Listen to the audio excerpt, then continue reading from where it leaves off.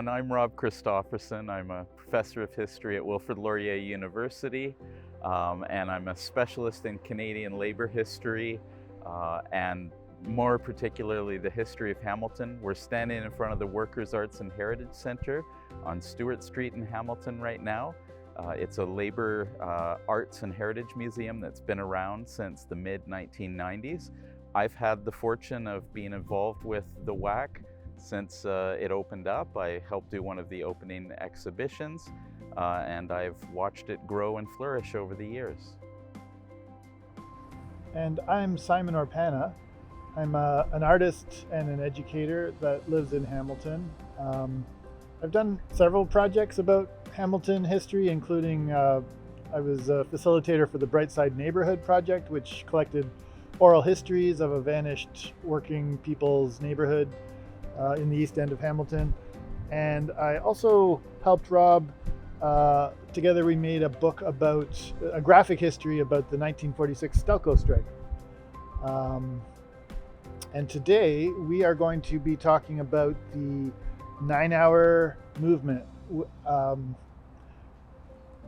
Basically, on May 15th, 1872, somewhere between 1,500 and 3,000 workers marched past this very building as part of a 5-kilometer parade route, petitioning for a 9-hour workday. So the standard workday was between 10 and 12 hours at that point, and this was a consolidated movement to get a 9-hour workday implemented. There was a 9-hour movement underway in Britain and the United States, and Hamilton was the epicenter of the 9-hour movement in Canada. And many of the outcomes of that day had implications for the entire country and for future labor history. So today we're going to visit several of the sites that the parade would have passed by and examine some of the stories associated with that and the implications for this larger history.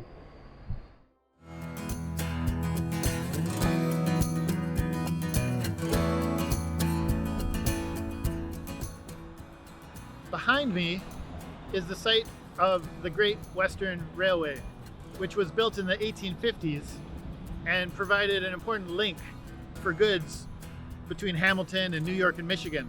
So it helped turn Hamilton into an industrial center. James Ryan, who was the secretary of the 9-Hour League, had just recently arrived from Britain, where he was a member of the Amalgamated Society of Engineers. And they had recently won a 9-hour working day in the old country. So when he came to work at the Great Western Railway, he talked with his colleagues and co-workers and planted the seeds of the idea here. They then started selling the idea to larger Hamilton and to workers in other industries, and set the date for the parade as May 15th to be the day when afterwards 9 hours shall constitute a working day. That set the stage for the 9-hour movement. They called it officially at Dan Black's Clubhouse, which is one of the next stops on the tour. But the organizing would have happened quite a bit here as well. For people were coming through the Great Western Railway yards from different parts of the province and country, so it gave Ryan and his colleagues an opportunity to organize in other locales as well.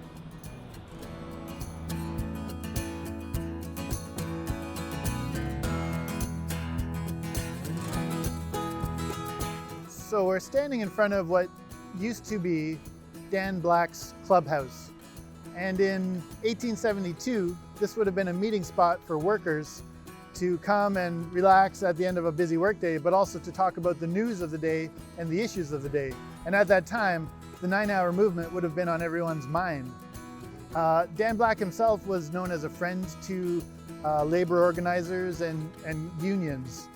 His establishment was also known for oysters, and it had a bowling green in the back, a large tent in the summertime, and it was a place for workers to relax and, away from the eyes of foremen, discuss the issues that mattered to them. It was also an informal hiring hall, so people would come looking for work and they would find out from other people what type of jobs were available, who was hiring, where they could go to find the kind of work that they were trained for. So it was an important hub of working class culture here on James Street North. The parade would have gone right by this establishment on May 15th, 1872.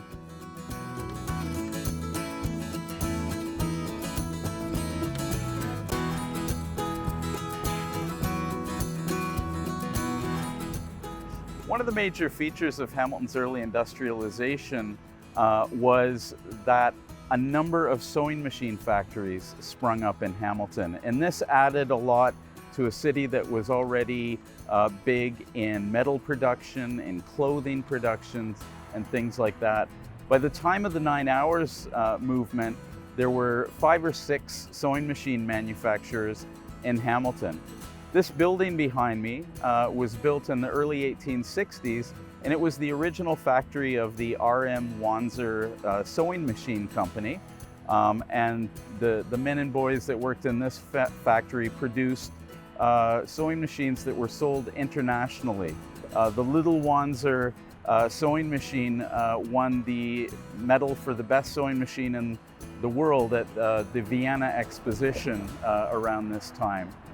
Richard Wanzer was among 145 other Hamilton factory owners that, during the 9 Hours movement, signed a pledge not to grant his workers 9 hours of labor.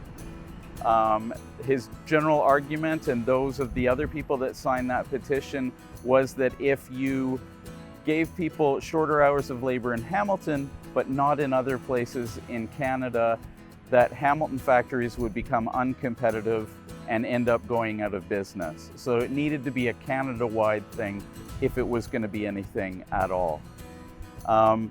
This factory behind me was the original factory, but by the time of the 9 Hours parade, Wanzer was doing so well that he opened up a new factory just a few blocks from here. It's been torn down since then, but when the 9 Hour parade went past his factory that year, the men stopped in front of the factory and chanted 9 hours and no surrender.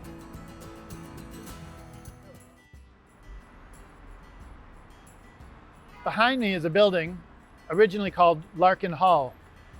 The name on the building currently is Treble Hall, and the date associated with it is actually later than the date when it was built.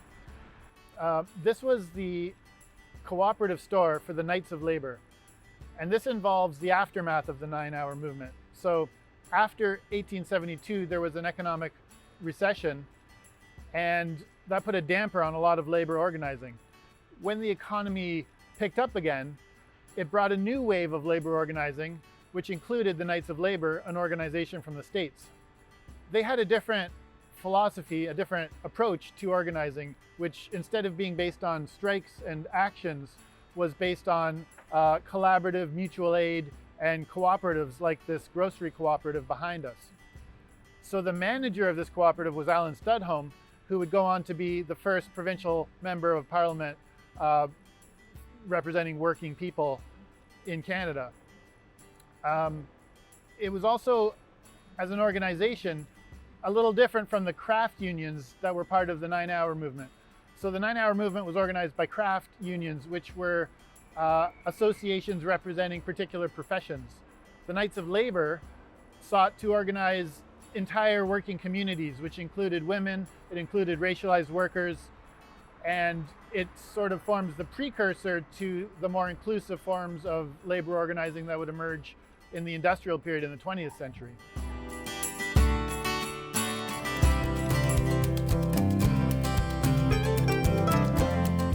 This building behind me was built in 1923 as the home of the Hamilton Trades and Labor Council.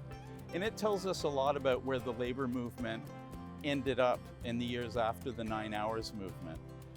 But in the wake of the big splashy parade of May 15th, 1872, involving up to 3,000 Hamilton workers, the movement to actually get 9 hours and get the bosses to reduce working hours kind of fell apart. And June 15th, there was another sort of attempt in Market Square to get people together to drive some more enthusiasm into the movement, but only about 300 people showed up and things fizzled out from there.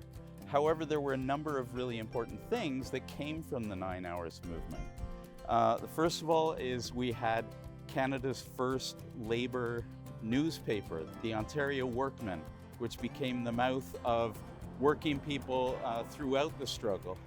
And so the second thing that we have is the passage of a major piece of legislation called the Trade Unions Act. John A. Macdonald, the Prime Minister at the time, passed this to foil his political foes, but what it did is it legalized trade unions in Canada for the first time ever. Before this, workers organizing unions got charged with something called conspiracy. So the act didn't really have a lot of teeth, but at least it was the beginning of something. And third, the movement morphed into more of a political movement after that. Essentially what happened in Hamilton is the 9 Hours issue became a debate between older workers more established in Hamilton and younger workers that were more recently arrived here. The younger workers, led by people like James Ryan, wanted employers to immediately order 9 hours of labor in factories, but older, more established workers wanted a solution that would keep things in business. They agreed with employers that you needed to institute 9 hours at all factories in Canada in order for it to be successful and for competition to go on. So it was not a disagreement over whether 9 hours of labor was a good idea. I think everyone agreed on that, but over tactics. And so after the movement fell apart, this older group set to putting their minds to the federal election in the coming months, and they sought to elect one of their own, a worker from the Great Western Railway Yards called H.B. Whitten, and it worked. He was elected as Canada's first working class parliamentarian and served for the next 4 years in that capacity.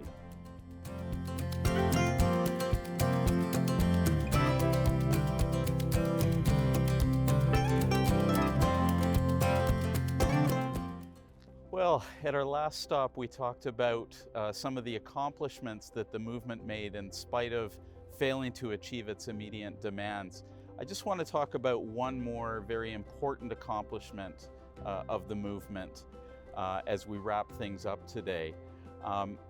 Just a few days before the 9 Hour parade, there was a big meeting at Temperance Hall in Hamilton, and 9 Hour League Secretary James Ryan managed to get folks from across central Canada, as far east as Montreal, Toronto and environs, together to talk about creating a way to get together as a labor movement. And out of that meeting came an organization with a very long name, but it was soon shortened to the Canadian Labour Union. And that was the first regional labor movement in Canada that resulted from that. It, like so many things, sort of was knocked back in the Depression of the 1870s, but by the 1880s, the labor movement had reformed itself, first with the Noble and Holy Order of the Knights of Labor, and then after that, in league with a lot of American unions affiliated with the American Federation of Labor, in a thing called the Trades and Labor Congress of Canada. And it's been a strong and robust labor movement in the decades since, ending up today with labor centrals like the Canadian Labor Congress. So today we've got to see a few sites of important labor history in Hamilton, Ontario, and the events that occurred here in 1872 reverberated across the country. I hope that this inspires you to look at your own city and your own town and your own surroundings and search for the history that's all around us, because it's everywhere. Thank you very much for joining us today.